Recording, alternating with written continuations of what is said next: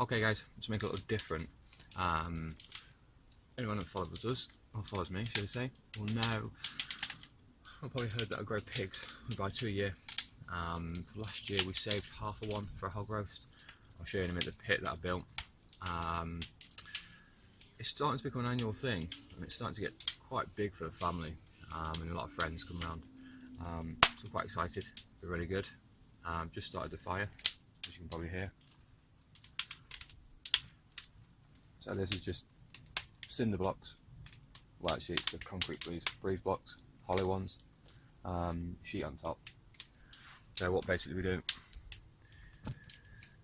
is 7 o'clock in the morning now, so I've started the fire. This basically warms the whole thing up, gets it all like an oven basically. Use scrap timber, untreated obviously, so ignore the fence panels, they'll be staying there, they're not going to get used. They're just there for the sake of moving it.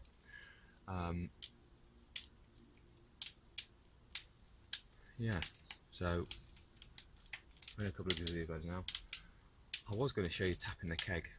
We buy a keg every year for this as well, different one every year, mix it up with local beer, but always makes me nervous. I'm not sure why, maybe it's because I've seen other YouTube videos where they just explode. But you'll see different videos throughout the day. It's just something a little bit different. I'm going to do some videos on buying, raising, and how to, you know, do the deed on the pigs as well. We also raise chickens, meat chickens. We're buying 100 chicks.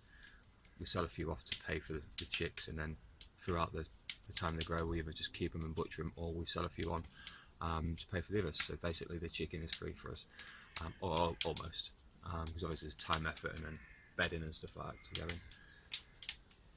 So yeah, the next video I'll show you me seasoning the pig. It's only salt and pepper. It's basically what I do. I've seen a lot of videos where they put a lot of stuff on. Personally, we grow traditional Tamworth, so I prefer the flavour of the pork rather than the flavour of the other sauces. You can add that later, and plus if you add it, you can't take it away later, so it's better just to add it a little bit at a time. There we go, just a quick one. Yeah, not really a great deal to say. I'll show you putting the pig on, but what happens is we build this fire, let it raw for a couple of hours, then stop it for an hour, and then I have bags of charcoal. I've got 4, I think, 4 instant light bags in each one, and then every 2 hours I'll just stick a whole bag on, 1 in each corner, just to keep it ticking over. So, see you soon. Okay guys, it's been on for a while. You're going to see me open it up, shuffle it around, and stick some more wood on, basically.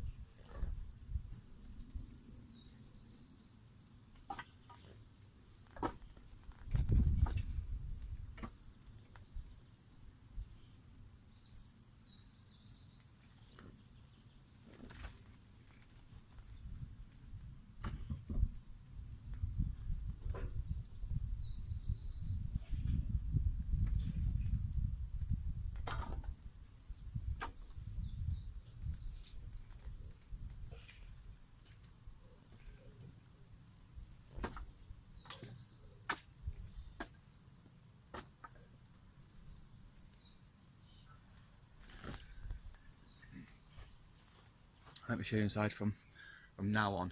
It's only be clean wood, like the cherry, oak, and what comes in the bags of lumpwood charcoal. So you can see, pretty simple. Basically, there's the 4 bars, some wood. I always put the wood to the side so the pig can sit in the middle. So yeah, basically what happens is a half a pig gets sandwiched between 2 grates. So that means I can turn it whenever I want. It's a bit heavy, but you can do. But yeah, nearly ready to put it on.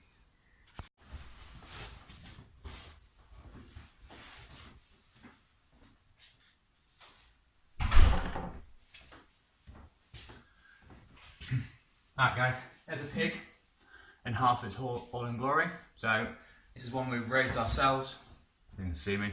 I know it's one of the 2 that I raised because I slap marked them. Now it's basically a form of tattooing, and it is there quite clearly. So I know it's one of our pigs. I'm just going to unwrap this, give a quick tap down or pat down, stick it on the Y grate that you can just see here. Put some seasoning on it, just a little bit of light salt and pepper, and put the top on. So come along for the ride.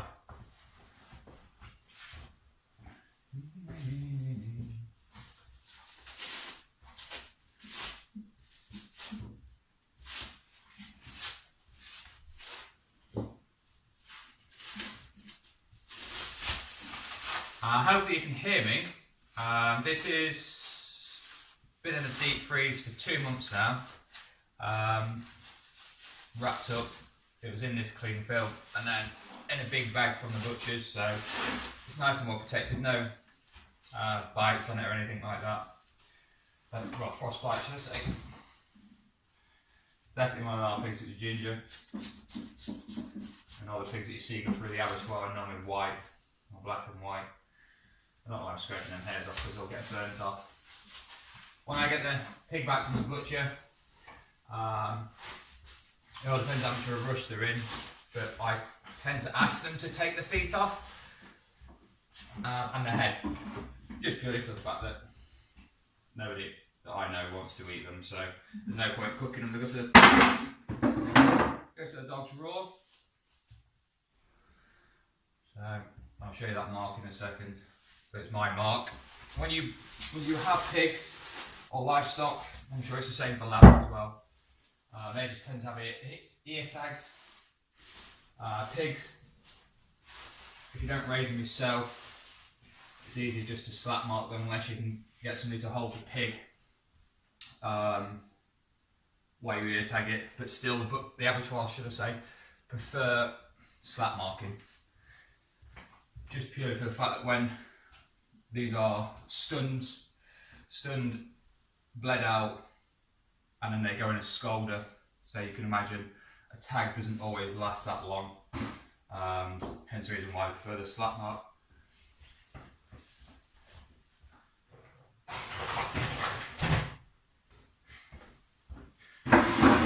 If anybody's actually interested in how to butcher, I'm not going to be the one to show you, but if you go to Scott Ree, and the Scott Ree project, he's a cracking bloke. I've learnt a lot from him. You know, he's done quite a lot. He's just brought out a book actually, I believe. I think he's going to do a second one. So, you know, you could learn a lot from him. He's a great guy. Shows how to do all the cuts on the pork, on lamb, deer, anything like that. So, if you want to know how to butcher anything like this, just go over to the Scott Ree project.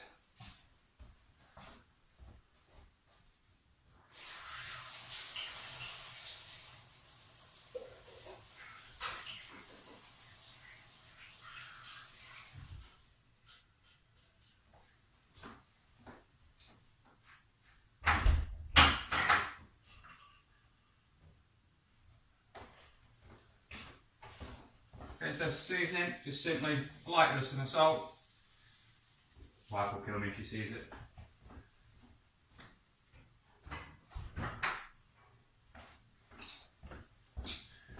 And freshly ground black pepper. To be honest, because we cook this on wood over a real fire rather than gas,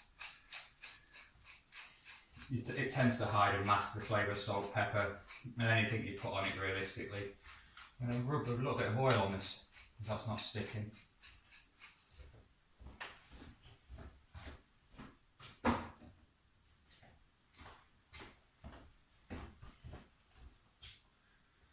Now this being a purebred Tamworth, it's quite fatty. The last time I sent them off there wasn't as much fat, but then we grew these a little bit later in the year when it was colder, and obviously they put fat down to keep themselves warm.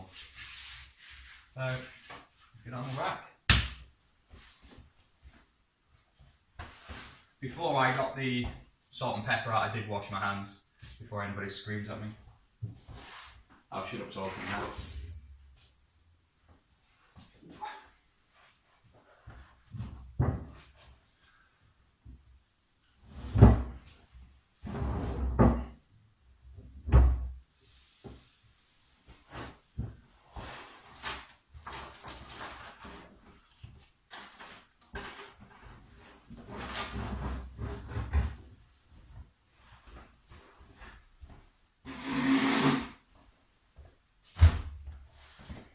Obviously they're not going to go straight in the wash because the pig's been sat in it for 2 days. If anybody wants to know, or wants to know how long it takes to defrost, this is roughly 30 kilos with no guts, head, feet, roughly.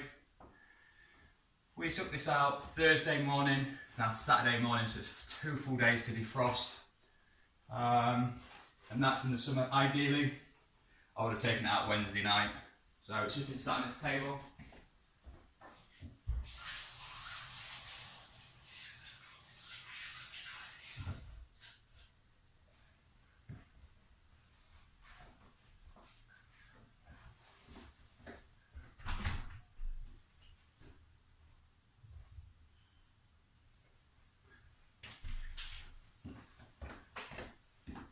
Right, so what happens here, as you can probably clearly see, is I want him to do that.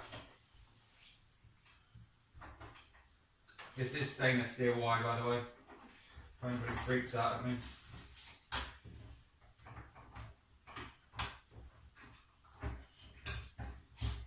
Not that it's touching anything food.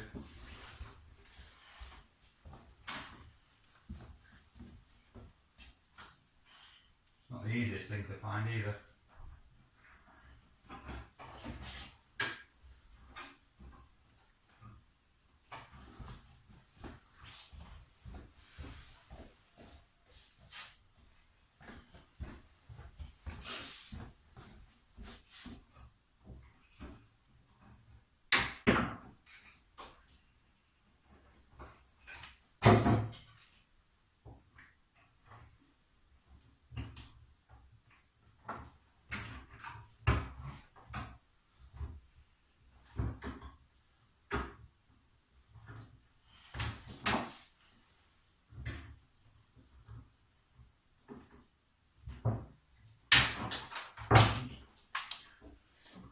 Yes, that is a dog. Normally, if we're cooking for people, I don't intend to have him around, but we haven't managed to get him around to the mother-in-law's yet. But it's going over an open fire. Any hairs, there's plenty of hairs off the pig, any hairs or anything like that will get burnt off. I'm pretty sure someone on YouTube's gonna fucking, excuse the language, pretty sure someone on YouTube's gonna have a fit, but there we go. So the idea is just to bring that down so it's nice and tight, because what will happen is it will shrink while cooking.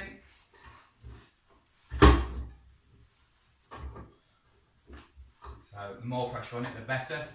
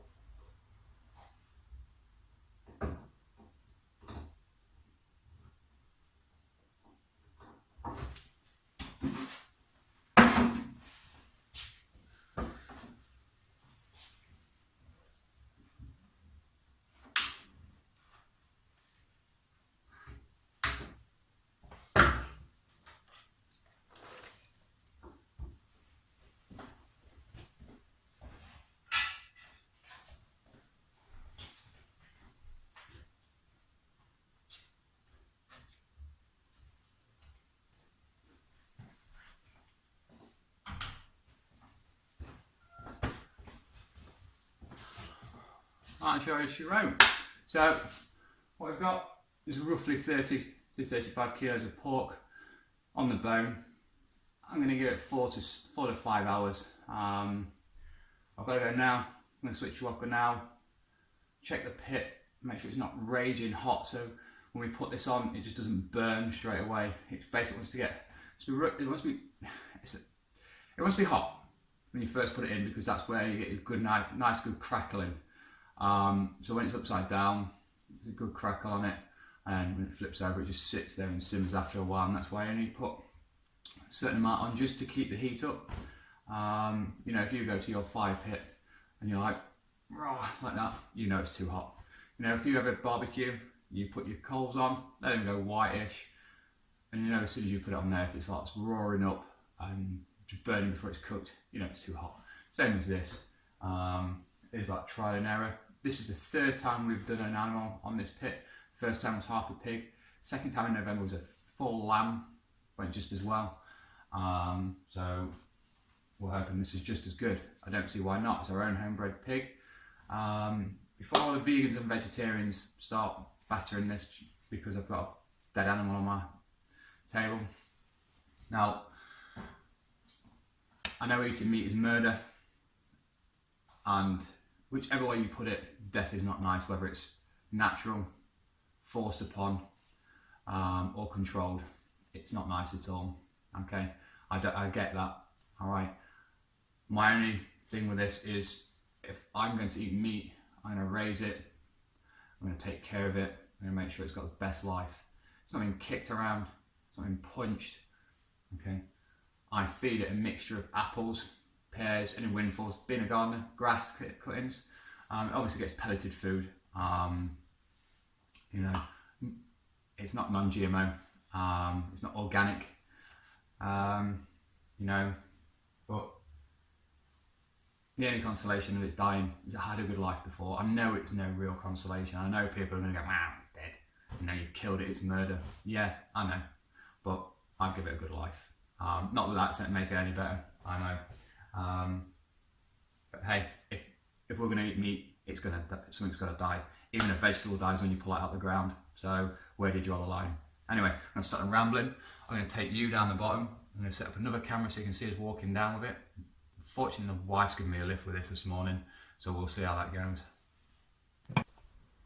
Okay, so we're back down at the pit.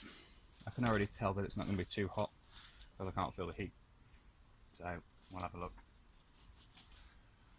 Oh, that ale that we've picked up, very citrusy, really nice. Not that drunk in it, 7 in the morning.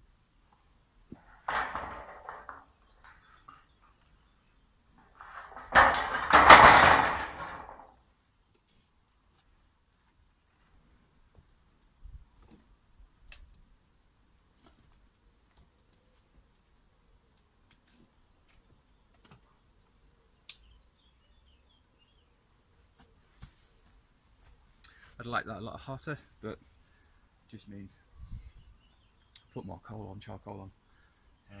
I don't quite think that cherry was ready to burn, but anyhow, there it is. Still glowing nicely though. Be hot enough. It's going to be on there for long enough. So if you can see, I think you can see that. So all the wood gets pushed to either side. So the pig sits in the middle. Yeah.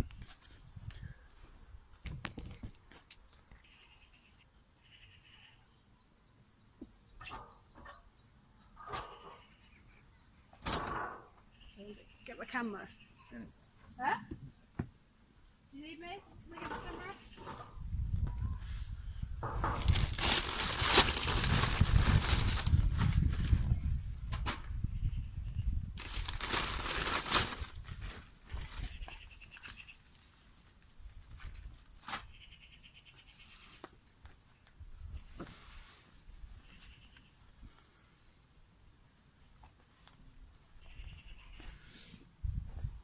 So it's on. That's edit a lot of that out. Okay. Oh, it's not legal. Ow, my wrist! Yeah, can I edit that out?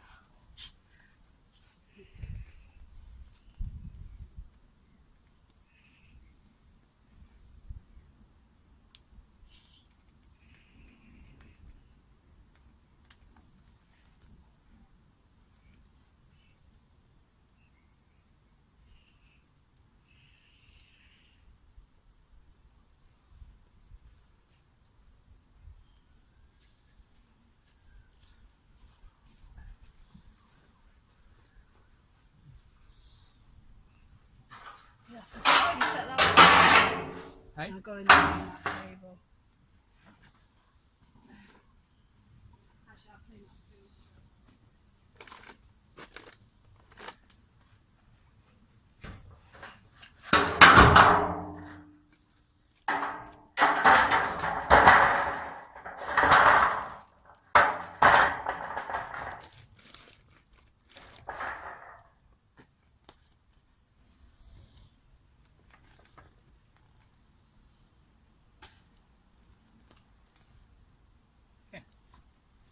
So it's now on. Got a little bit of a flare up.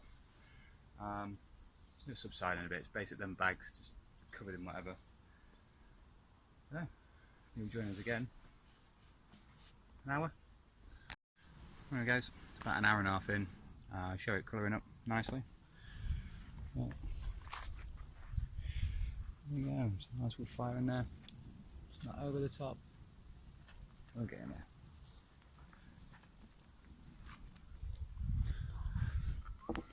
An hour and a half down. Well, 4 to go, maybe. Okay guys, we're about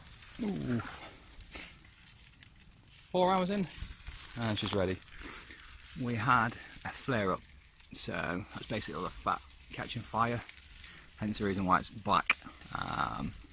We just weren't any crackling. Okay, slightly gutted. Footage of me carving up, serving this pork